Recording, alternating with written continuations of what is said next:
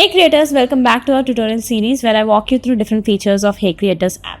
In today's video, I'll teach you how to use affiliate marketing feature. Open the Hey Creators app and head over to Monetize section, tap on affiliate marketing and join the waitlist. Once you're in, you will get access to the affiliate dashboard. Inside the dashboard, you'll find a range of brands that you can promote. Browse through the available options and select the one that fit your niche and audience. Whether you're a fashion, lifestyle or beauty creator, you'll find products relevant to your content. Every purchase made through your link is tracked to your account, helping you earn commissions on eligible sales. Found a product you like? Simply tap copy link to copy your unique affiliate link or tap share to directly send it to your preferred platform. Now it's time to create your content. Add your affiliate links to your Instagram stories, bios, YouTube description or anywhere your audience can access it. To monitor your performance, head over to deal section. Here you can access your affiliate links, sales and overall performance in real time. And that's how you can use affiliate marketing to earn from your recommendations.